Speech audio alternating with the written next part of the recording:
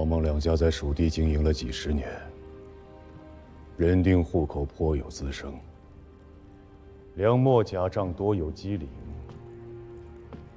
取益州之资财，充南征之军事，此乃朝廷的国策。可他王权兵倒好，一通大杀，杀得田亩之间再无劳力，杀得妇孺皆视朝廷为寇仇。再加上全师雄这一乱，蜀地怕是没个30-50年缓不过这口气呀。李家又送了10车东西来。是啊，这已经是今年第3次了。照例此物加冕。臣奉诏。吴越亦然。陛下，吴越并不曾。朕知道，赐南唐多少，便赐吴越多少。另赐国信。臣奉诏。赵翰林不必学士。了。这封信，朕自己写。大王，这已是第8封国信，于情于理，大王都不该无动于衷啊！大王，沈相公这是谋国之言，御笔亲书国信，大王当亲笔复之。孤不善文墨，回信就你们俩替孤写吧。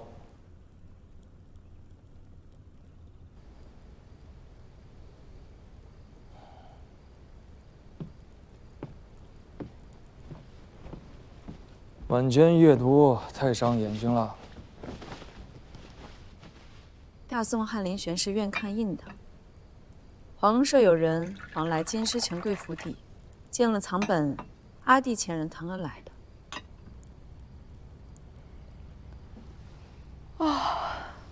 困了，睡觉。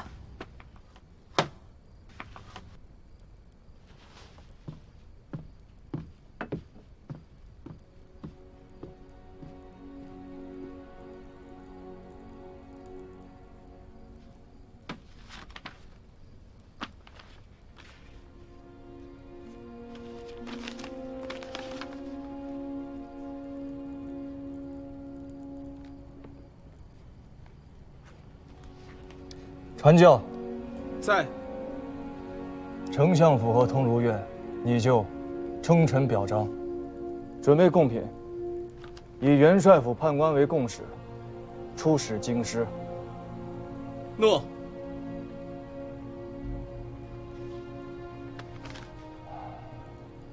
李崇进谋反，是不认朕这个天子。朕当亲征扬州，让他再好好认识一下何为天子之威。召命前往，请吴越出兵润州，遥为牵制。告诉九郎，朕想他了，愿能会晤于江上。诸位相公，调遣兵将，出军马于润州，以应王师。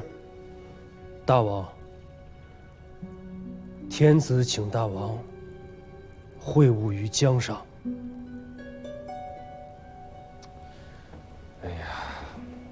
孤身子不爽烈，此番不亲征了。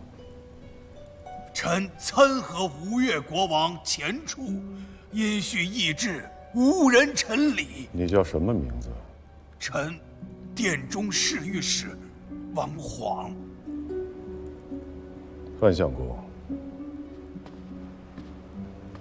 臣在。如今最远的县在哪里？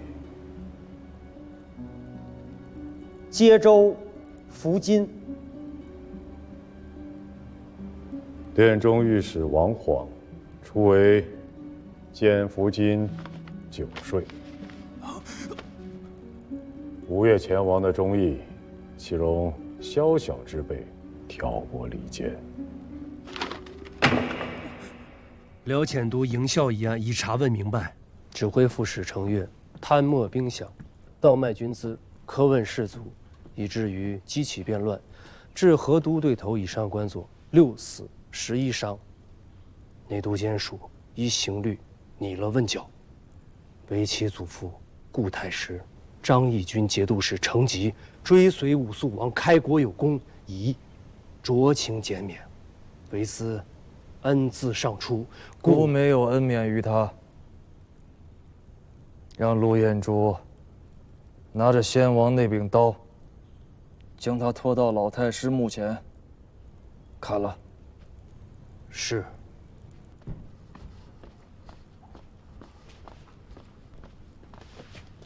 启奏大王，安国义警军有急奏。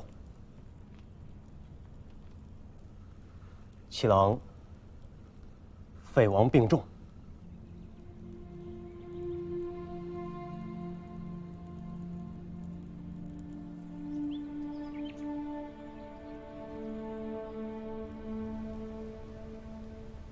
七哥，我在。七哥安心，有小弟在，绝不会让阿嫂和侄儿们有一时之忧。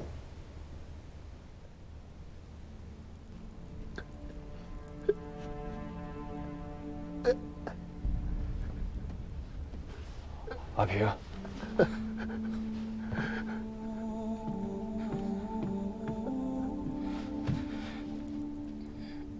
大王。叫阿爹。自今日起，阿俊就是你亲弟弟，阿南就是你亲妹妹。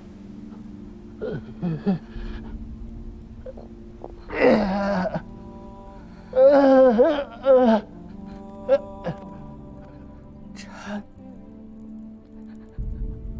儿臣叩谢父王。阿平很好，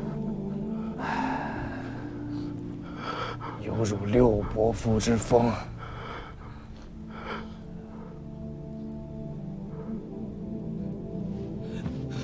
爹，爹，爹，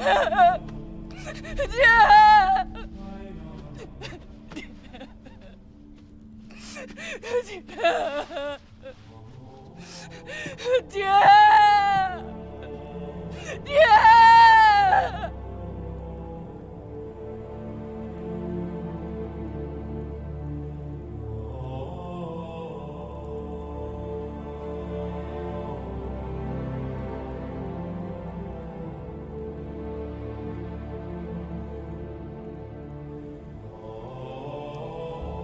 通儒院拟教，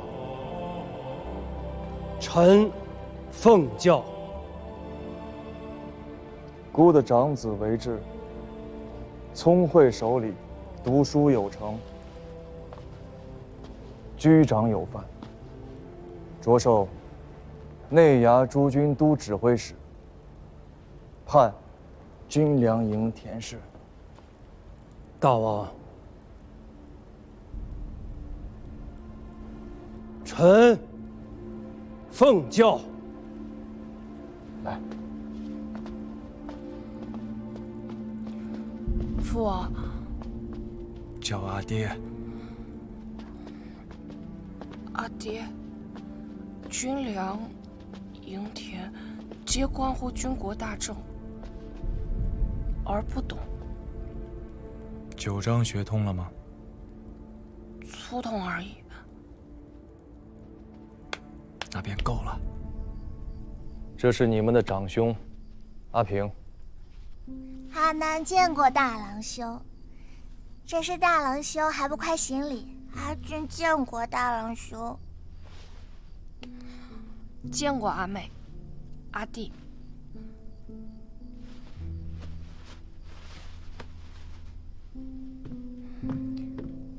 些许心意，阿妹、阿弟莫嫌粗薄。阿南谢过大郎兄，阿俊谢过大郎兄。兄弟姊妹要续长幼之序，更要续敦爱之礼。随着年纪长大了，各自生了丘壑，坏了家人情分，阿爹可是不依的。儿子谨遵阿爹教诲。女儿谨遵阿爹教诲。是。阿平，确实可怜。你既是想好了，日后却不能反悔，更切忌偏心。你这话确实说的有意思，是怕阿平如三哥般没了下场吗？阿兄有母亲，大哥有五伯父，各有倚仗。阿平却是什么也没有。懂了，你放宽心。我不是阿爹。公元964年即乾德2年11月，宋太祖赵匡胤以后蜀勾结北汉，图谋犯境为由，前大将王全斌、刘光义统兵6万，分北东两路进讨。后蜀军顷刻溃败。次年正月，后蜀主孟昶出降，然宋军主帅王全斌下令虐杀以降蜀兵近3万人。此等骇人暴行，历使蜀地民心背离，激起大规模兵变。消息传开，江南诸国震撼。宋之统一大业亦为此蒙上阴影。孟氏举城而降，蜀地人心未服。文州刺史全师雄举兵而反，自称新国军节度使，蜀人多有响应。蜀地17州风声鹤唳，颇有动摇之势。王全斌该死啊！陛下，大军在外，不宜处置兵捆之将帅。下诏申斥，夺其节钺，命曹兵刘光义暂领中军。陛下，若不是他杀了那3万降卒，蜀中能有这番变乱吗？3万人呐，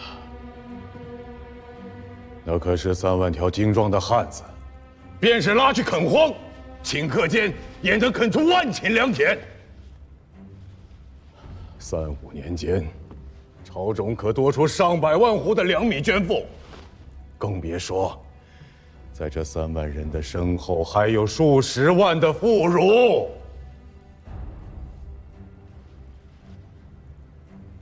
孟氏依然降了，这便都是朕的子民呐。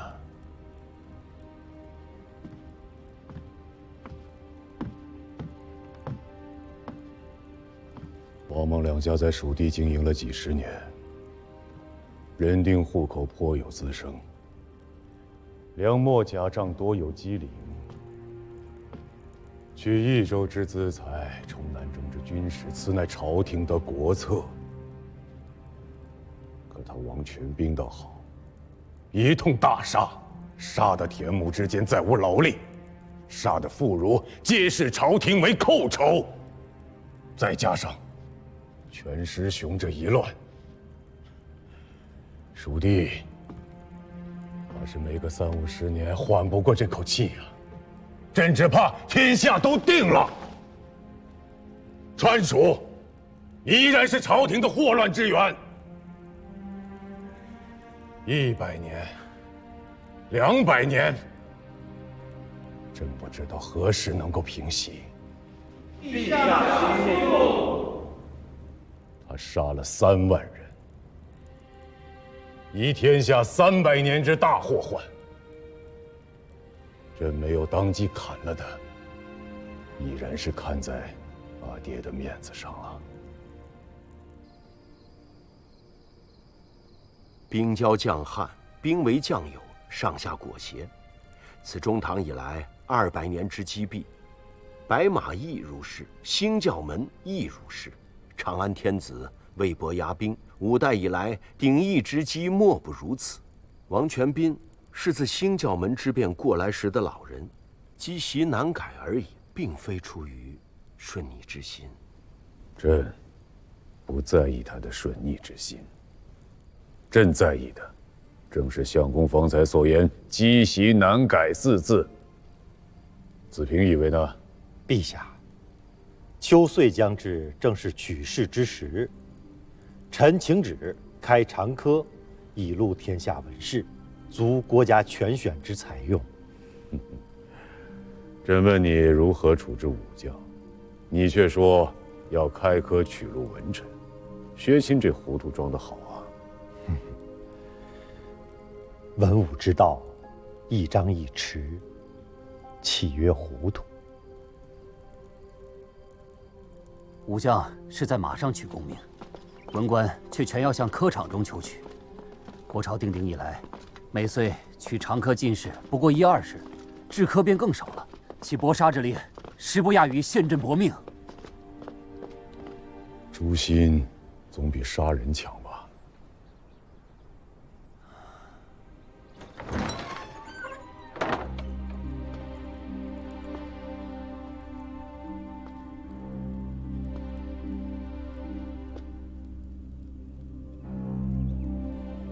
你父亲是世宗皇帝的股肱之臣，若不是他用谋划策，便不会有殿前司，也不会有朕这个都点检，自然也不会有点检为天子。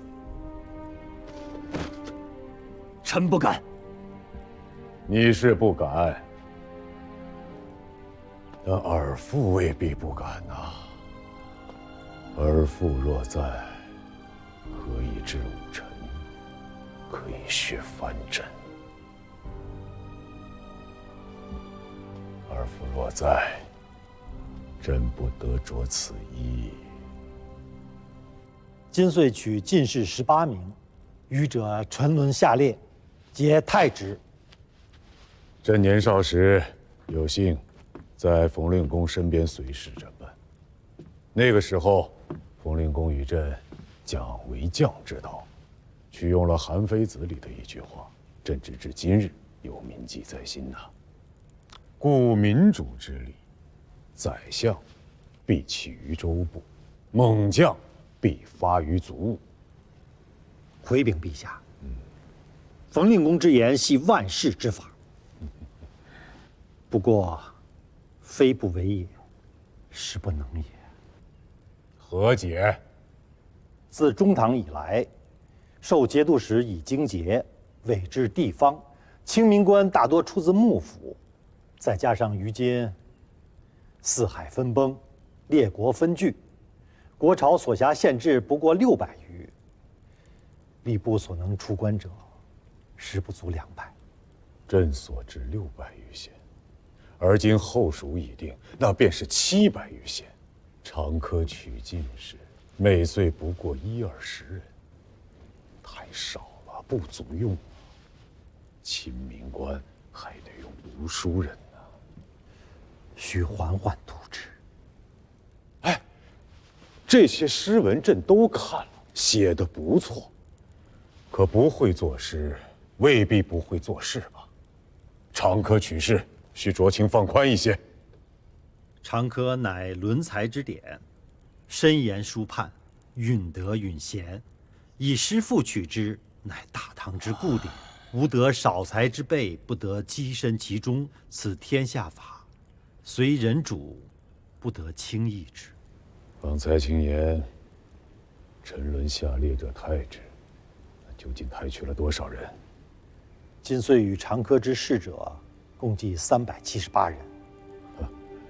取中18人，太去了360人，20取1，此非盛世之法。彼辈既伐才略，焉可领土之民？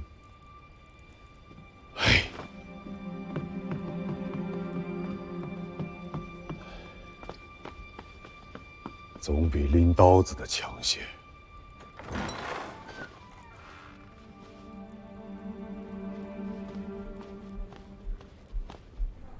薛子平之共举，用典上稍差些，都要列为下等，就更不要提诗赋了。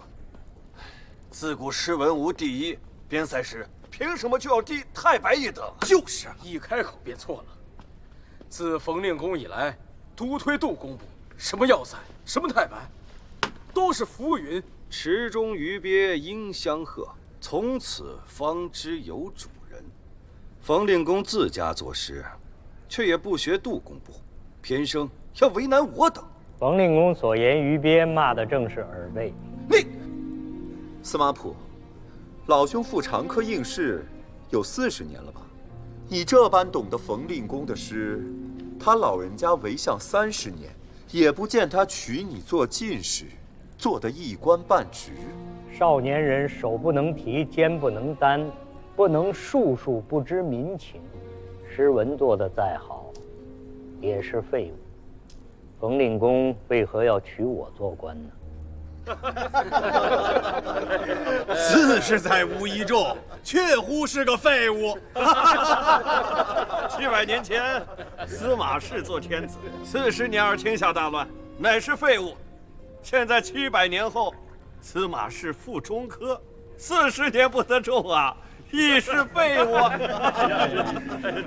这700年的废物，真的是前无古人，后不追来者呀！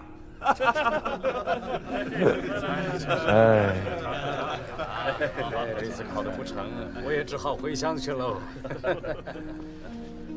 先生，我家主人相邀，还请先生不吝赐教。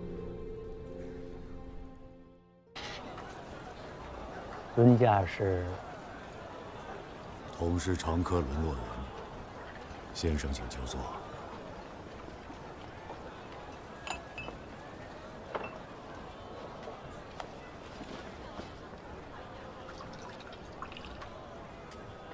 先生请。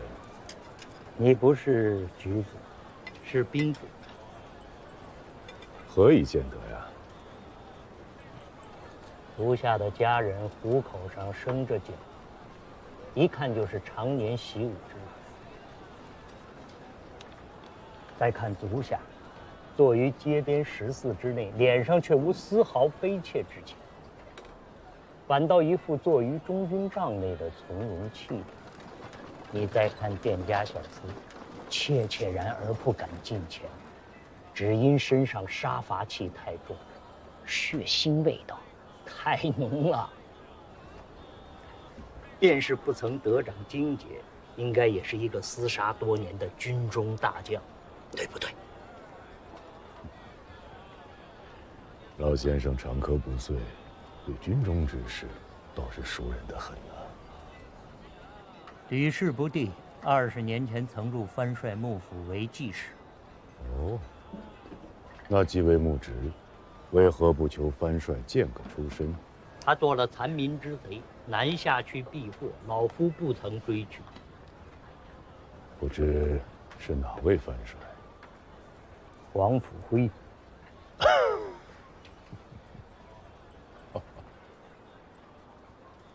这位藩帅那可是能与当今天子临阵致师的猛将啊！那不也是个兵子出身的天子？兵子出身，便做不得天子吗？做得，太做得了。朱全忠是兵子，李天下是兵子，石敬瑭、刘知远、郭威，不皆是兵子吗？前朝的世宗皇帝不是兵子，可惜呀，天不假年，最后还是换了位兵子上来。老夫活了偌大的年纪，这天底之下最不缺的便是丘八天子。既如此，老丈为何又进京来赴长科呀？老夫长科出仕，求的是一州一县临民而治，无意做天子私人。普天之下莫非王土，率土之滨莫非王臣。老先生既求长科出仕，管阁也好，州县也罢，都是当今天子之臣，又有何意？我问你，冯令公又是谁家之臣？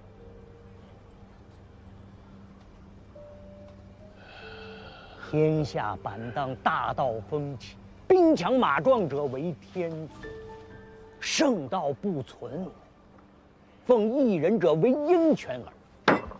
当效冯令公，奉天下梨树而臣之。我说的不对吗？你随我来。哎！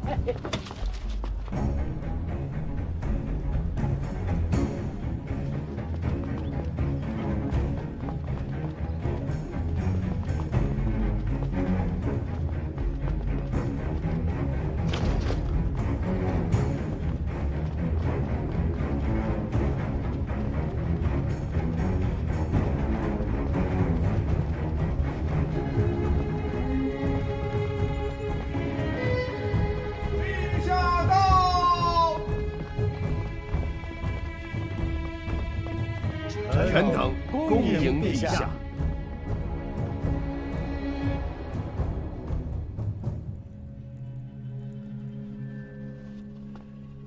学期，臣在。本岁长科礼部贡士未取中者，即往岁长科15士以上未取中者，系列其名再造一册，皆赐今岁长科进士出身。陛下，无故事，无先例。今日之事，即是后世之先例。朕是个不通文墨、不懂故事的天子，故而要为天下开了这个先例。陛下，长科取士，应由礼部册明入奏，天下谓之正途。今陛下降降恩，移分其途，正其名，已是天下一公。长科取士，谓之正奏明；今日之事，谓之特奏明。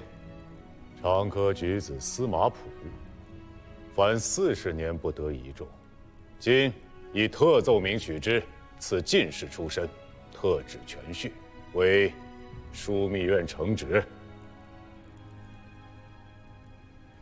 臣奉诏。先生有人天下之心，朕亦有人天下之志。朕虽是求拔天子，却不是张彦泽、黄甫辉。